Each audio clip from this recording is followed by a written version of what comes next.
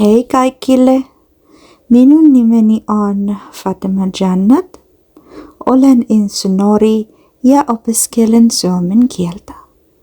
Asun nyt Oulussa ja olen asunut Suomessa noin 4 vuotta. Pidän Oulusta, koska se on rauhallinen ja turvallinen kaupunki. Aiemmin asuin Bangladeshissa. Asuin siellä perheeni kanssa monta vuotta. Siellä kävin koulua ja opiskelin.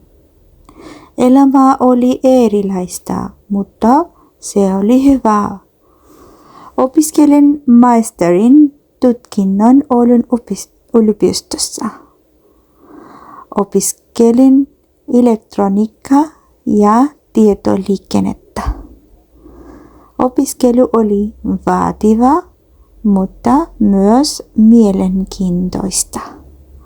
Opintojen aikana opin paljon uutta.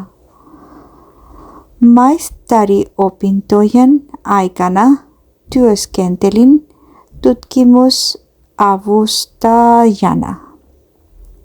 Työskentelin yliopiston tutkimusyksikössä.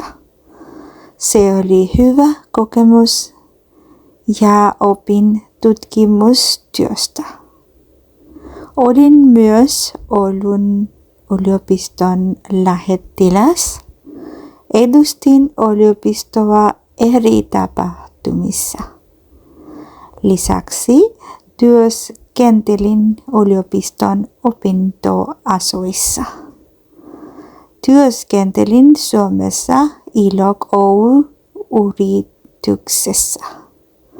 Työskentelin siellä elektroniikka-insinöörinä. Pidän työstä, koska se oli teknistä ja haastavaa. Minä puhun bengalia ja englantia ja intiaa ja vähän urdua. Ennen puhuin vain näitä kieliä, mutta nyt opiskelen suomea. Opiskelen suomea, koska asun Suomessa ja haluan elää täällä hyvin.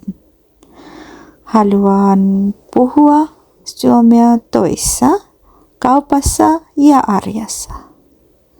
Minulla on harrastuksia. Minun harrastukseni on maalaaminen ja pidin siitä jo aiemmin. Kun maalan, olen rauhallinen ja rentoutun.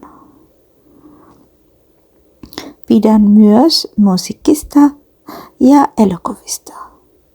Kun muutin Suomeen, kaikki oli uutta. Alussa suomen kieli oli vaikea, mutta harjoittelin paljon. Opiskelin suomea koulussa ja kotona. Lomalla aion levätä vähän, koska arki oli kiireistä. Aion viettää aikaa perheen kanssa ja olla kotona.